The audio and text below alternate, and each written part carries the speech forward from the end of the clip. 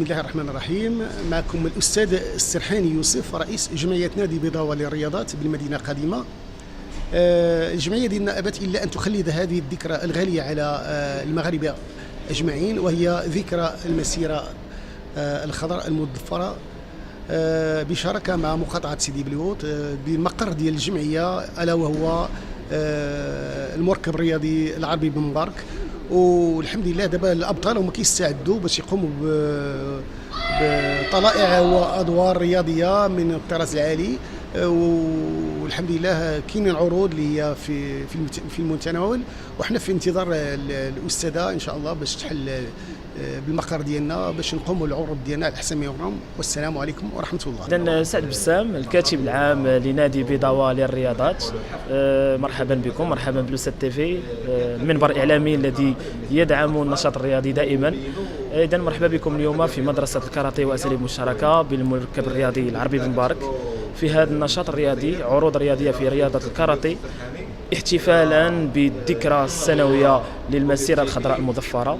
عروض رياضيه كيف ما تشوفوا من طرف الوليدات ديال نادي بيضاوة للرياضات، عروض في رياضه الكاراتيه تحت اشراف الاطر ديال النادي. وهذه العروض تتم بشراكه مع مجلس مقاطعه سيدي بليوط اللي هو الجهه الداعمه بامتياز لنادي بيضاوة للرياضات، هنا في المركز في المدرسه ديال الكاراتيه هنا في المركب الرياضي العربي بن مبارك.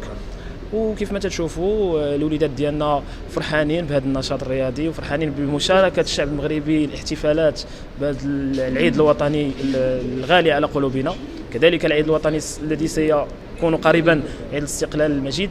ومرحبا بكم جميعا، مرحبا بالمنابر الاعلاميه التي تقوم بتغطيتها لفائده هذا المنتوج الرياضي الجميل الراقي اللي كيهدف لتنميه الذات وتنميه الاطفال وابعادهم عن الطرق الانحرافيه والى غير ذلك، هنا بتراب مقاطعه سيدي بليوط وكذلك بتراب عملات مقاطعه الدار البيضاء أنفا. بسم الله الرحمن الرحيم. الاسم ديالي محمد امين كبوري، لاعب المنتخب الوطني المغربي وبطل المغرب لسنه 2023 ولاعب نادي بيضاوة للرياضات.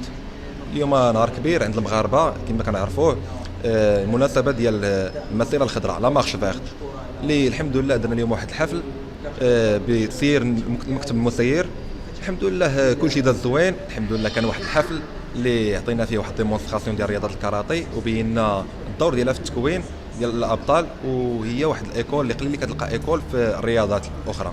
ورياضه الكاراتيه كما معروفه هي ديال التنميه والتكوين، والحمد لله كنشكر الاساتذه والسيد الرئيس يوسف السرحاني الالتفاته اللي داروا اليوم وبمشاركه مقاطعه سيدي بليوط، والحمد لله نتمنوا ديما رياضه الكاراتيه تبقى في الافق. السلام عليكم، معكم الإلهي تسي، مدرب في نادي بيضاوة للرياضات وعضو مكتب مسير في نفس الوقت. كنستغل هذا التصريح هذا باش نبارك لجميع المغاربه عامه وجلالة الملك نصره الله خاصة. عيد المسيرة الخضراء مبارك علينا وحنا فرحانين في هذه الذكرى هذه. وانطلاقا من هذه الذكرى هذه احنا كنتواجدوا اليوم هنايا باش كنحتفلوا مع المواطنين ديال مقاطعة سيدي بليوط عامة والابناء ديال النادي ديالنا والاندية الصديقة اللي كتجمعنا معها صداقه قرب، باش نحتفلوا جميع بعد العيد الوطني اللي غالي علينا، وكنقدموا واحد المجموعه من العروض الرياضيه وخاصه فنون الدفاع عن النفس للوليدات الصغار. احنا كنقوموا بواحد الدور اللي هو فعال جدا، اللي هو اننا كنحاولوا نحاربوا الانحراف بشتى انواعه وجميع انواع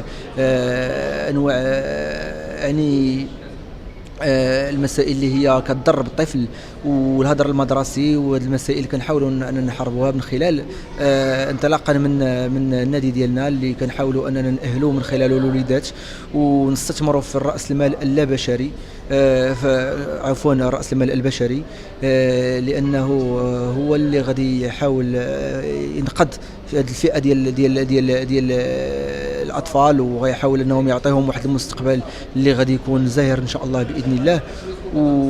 وهذا ما كان، وشكرا. للمزيد من المعلومات ما تنسوش تابوناو وتفعلوا الجرس باش يوصلكم جديد لو 7 تي في.